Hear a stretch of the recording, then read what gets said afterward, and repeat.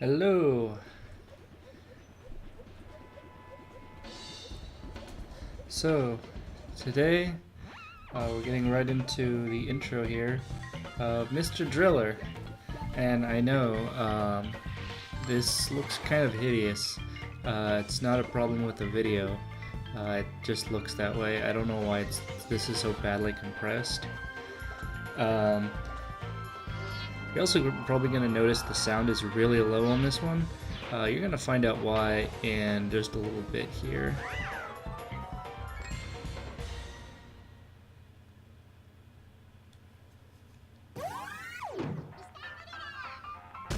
And that's why, at like regular volume, this weird beat like completely drowned me out. So overall the game might be a little bit quiet, which is a little unfortunate, but there's only so much I can do.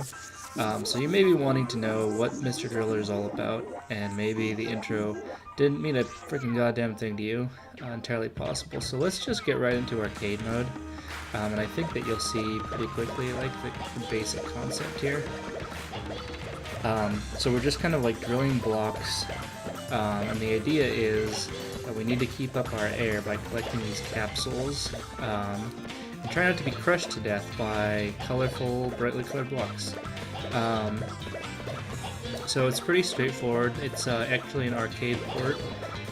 So if the game seems just really simple and straightforward, that's the reason why. But it's a pretty good game. I actually discovered it in an actual arcade, which is how I know it's an arcade port. And I ended up getting the PlayStation version, which I think I sold. I don't know why I kept doing that, but yeah. So the main thing here is, like, you can see that blocks of the same color kind of stick together.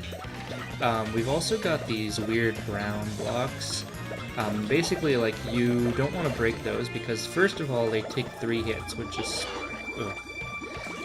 slows you down a ton. And second of all, you lose 20 air, which is the same amount you get from an air capsule. So it's bad news if you actually like run into one of those and have to break it. Sometimes you end up getting stuck in awkward situations where you can't avoid breaking a brown block.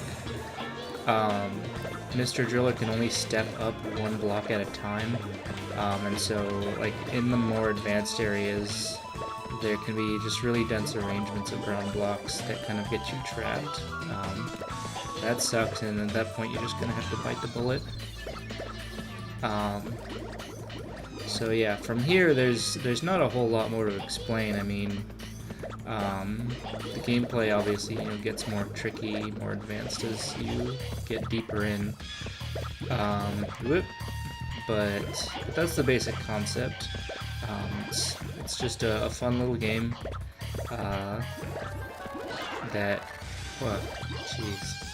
it's actually pretty tough.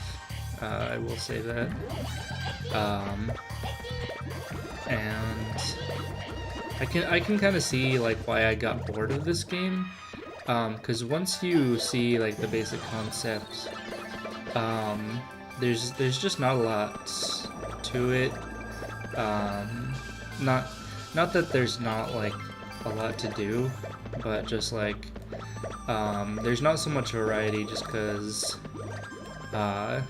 it's an arcade port, and they pretty much just focused on getting the heart of the gameplay across. There are multiple modes though. There's time attack mode, which basically has you going through fixed arrangements and trying to get through them as quickly as possible. Man, this one is just not giving it up. Let's see, I think I'm probably going about this wrong. So there's another feature which you probably already noticed at this point, which is that large groups of blocks of 4 or more will actually fall apart. They'll just disappear, like, like Tetris or something. So that's handy. Let's see if we can't do something like that. Crap. Now we have to go around and there we go. But at this point you can see, like, ooh, that was a bad place to stand. But yeah, once you get down below 1,500 feet, you can, let's see, let's go with S, E, N, because there's no room for circle split. This game also has a little bit of a weird soundtrack, is another thing. I don't know if that's new for the port, but yeah, let's check out Time Attack and I'll show you what that's all about. So Time Attack has these fixed stages. There's 10 basic stages, and then I think that after you beat all of these, you unlock another 10 that I think are supposed to be mirrors of the first 10, and I think they're supposed to be like more difficult aside from just being mirror images, because that by itself wouldn't be much. But it doesn't mean it's not what it is, because they might just be lazy. I don't know. But I remember them being harder. But yeah. So we'll do a couple of these. But yeah, aside from Time Attack, which is kind of a novel challenge, like this is just you know, what you do in Mr. Driller. And you know, there's survival mode, which I think is just the same as arcade, but it just kind of goes on forever. So yeah, I guess as far as having fond memories of this game, it's not necessarily so much the PlayStation port. Whoops. It's not necessarily so much the PlayStation port as it is just having fond memories of this one time that I went to this arcade and had a bunch of fun. And this game in particular just kind of stuck in my memory. It's arcade in Seattle. I don't remember the name of the place offhand. Oh, Christ. But yeah, I guess that's what comes to mind when I think of this game. Kind of curious now what the arcade is. I wonder if they're still around. Like, arcades aren't really, you know, such a big thing nowadays. Wow, I really timed that out. If I can't clear this one, we'll just go into survival mode, just to, you know, show off all the modes. But yeah, I don't have any particular I guess schedule for this one. Other than just going through all the modes and showing off what they look like.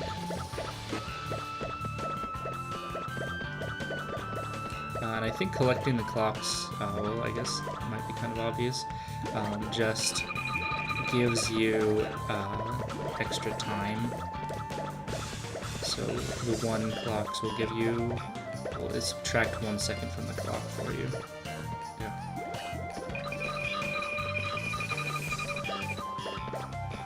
2, 3, dang it. Oh well.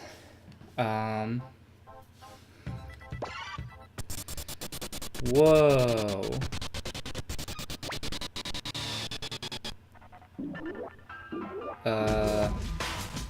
I don't know what caused that to happen.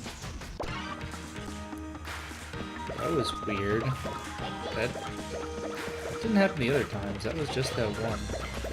Might be some emulation issues going on here. I apologize for that.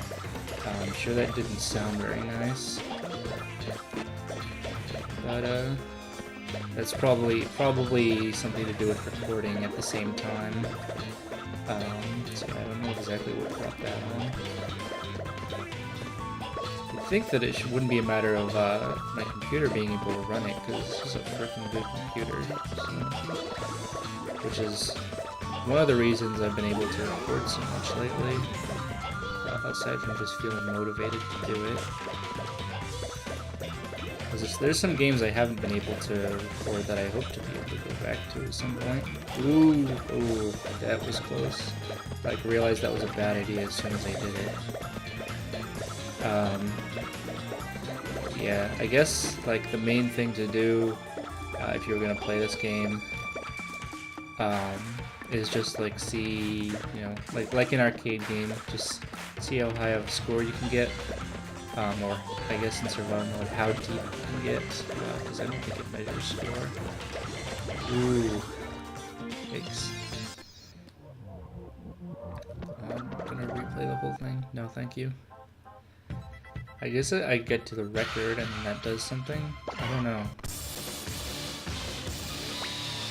Just for kicks, let's do survival mode. Ooh, there it is again. That's weird. Like, does it for a stretch, but it doesn't seem to be, like, necessarily hooked into anything. I don't know. I don't know if there's something I can do about that. It might be a plugin issue. Something, I don't know. But yeah, I guess a big thing, like when it comes to actually getting good at this game, is largely a matter of, I guess, pattern recognition. Because like you don't, man, that's harsh. You don't really want to spend too much time thinking about your move.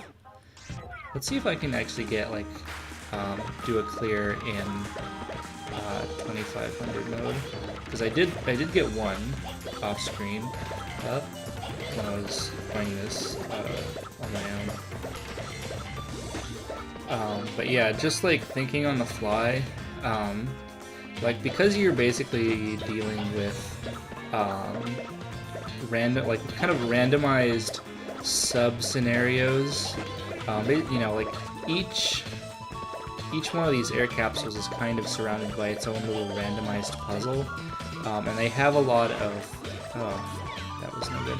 They have a lot of properties in common that you'll start to recognize. Like some of them are easy. The ones you want to look out for are the ones that are open on the. Wow, that was terrible.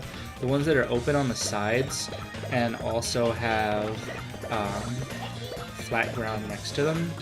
Those ones are very easy to get. Over time, you'll stop seeing that type of capsule at all, as they start being surrounded exclusively by ground blocks, and you have to kind of think about how you want to extract those and do it quickly. God dang. I'm playing like way worse than I ever was off screen. I swear to you I was playing better than this. Maybe I just really am distracted from talking and recording at the same time. I don't know. But yeah, and so you start kind of recognizing patterns and recognizing scenarios that are dangerous versus scenarios where you're more safe.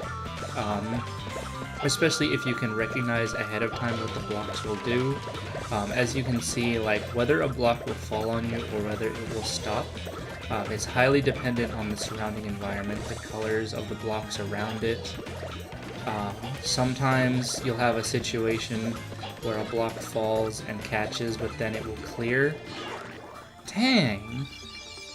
Still like higher than 500 feet. Like a block will catch on another colored block and then clear, and then that will drop a different block on top of you. So a lot of it isn't even necessarily trying to predict everything that the blocks will do, but just getting out from under dangerous areas. Like you have to know how fast things will fall, like how long they'll shake before falling. And just generally, like, you'll see, I tend to try and move sideways a lot because that lets me get out of the way of stuff I've already kind of collapsed. And this section is kind of a weird one where there's only two colors besides the brown blocks, which means that stuff collapses, like stuff matches very aggressively. Because there's only two colors, so you can see like the whole thing is kind of falling apart very quickly. I find this one to not be that difficult because of the two colors. mainly just because, like,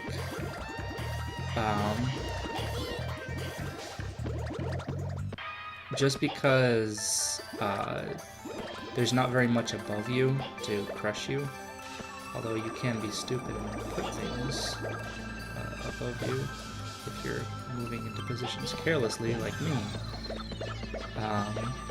Okay, and this is where things get rough. So you gotta work harder for those air capsules. Anytime that you can match the brown blocks around the air capsule is definitely good. You want to come at the brown block from above if you can, to minimize the chance of stuff falling on your head. It's definitely just generally good advice, is to try and create safe areas where you definitely won't have stuff just falling on you. But like you can see, you kind of have to figure out on the fly like which approach will work best in a particular situation. Like here, I can kind of create like a little platform that just opens the way up. Like sometimes you just want to forget the air capsule and go for it. Just like run away, run so far away, and run all night and day. In fact, shit. In fact, I might want to think about doing that because I am close to the end. Yeah, this is why it's hard to create those platforms, because it's hard to get at blocks that are above. Oh shit! If the platform has any like blocks on top of it and you're trying to climb up onto it, you can't actually like reach them. Why is it doing that? I really don't understand.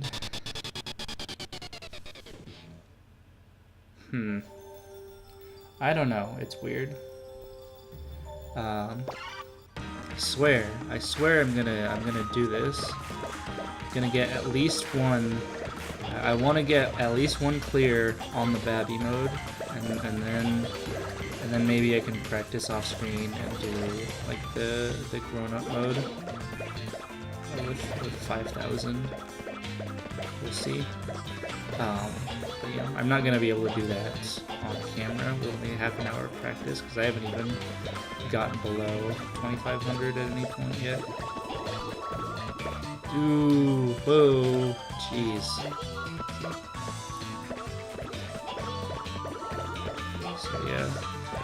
So yeah, I guess at this point, like, you've pretty much seen like everything there is to see mechanically as far as this game. Like there's not a lot of gimmicks to it, which I kind of appreciate that. Like a game that just kind of has this one thing, and you just kind of you just kind of focus on making that one thing an enjoyable experience. It's not a game I would probably spend a lot of time on, but I appreciate that kind of focused design. Shit. That's not going well. And like the fact that like you can just like you could write all the mechanics for this game on an index card, but it still provides like a lot of interesting situations and a lot of challenge.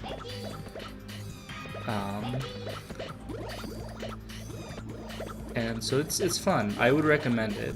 I'm gonna call this one like a clear hit. Like you might not play it a lot if you do pick it up, but you'll find a nicely challenging little arcade game. It's not much more than that, but it's definitely well made. And it's definitely it will have enough challenge to keep you busy. That's for sure.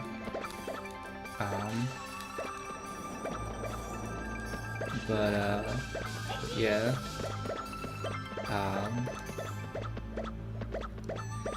I definitely want to play this game more. Because I need the practice. If I was gonna record this more though, I'm not going to. I'm not planning to. But I would want to figure out what's the problem that's causing that like slowdown. So that is a little bit abnormal. I wasn't expecting to run into that.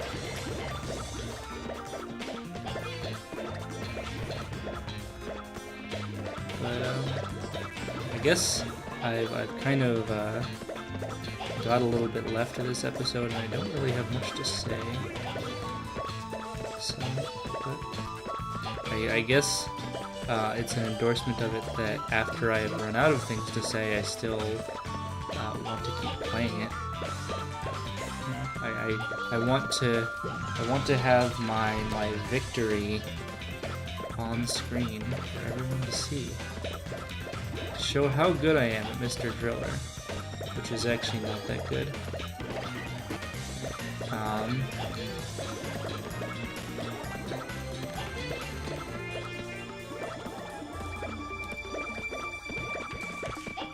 But yeah, it is kind of interesting to think about the design of this game because it is so simple. One thing that occurred to me while I was playing this game a long time ago is the fact that without the air mechanic, the game would actually become pretty trivial because you could just drill straight down, and you'd never have to worry about anything bad happening to you. So it's actually kind of interesting to think about how much the game actually hinges on the air mechanic. Because otherwise you'd have a lot of degenerate strategies, where it just wouldn't be very challenging at all. No one would really feel the need to take any risks, except I guess to get points, which is, you know, fair, but not really something I even worry about.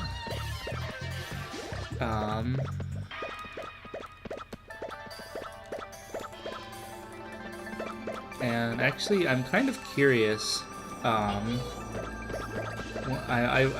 started thinking as I was playing this about the mathematical properties of these systems.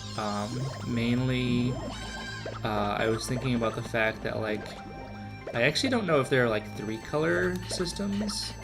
But the 2-color one is interesting because the behavior of the game really transforms once you have that,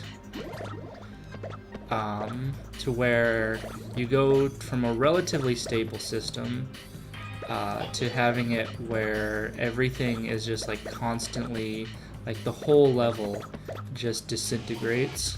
And so I kind of wonder, like, if there's some kind of way to examine systematically the way that the system kind of kind of transforms based on the number of colors in it.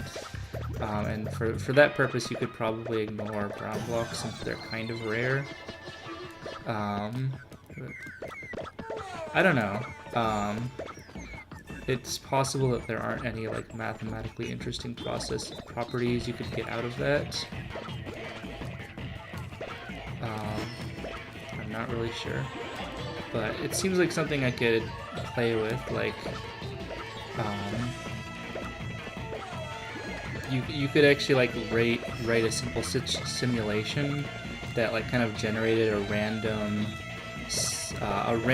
sheet, like a random arrangement of blocks, just kind of like picking at random, and then kind of simulating a player by drilling blocks at random and seeing how the simulation, how the system stabilizes, and I don't know. This doesn't have a lot to do with the game itself other than its raw mechanics, but just the weird kinds of nerdy things that I like to think about. It's especially compelling. Ah, there we go. It's especially compelling for really simple systems like this one, where it's easy to see the variables at work.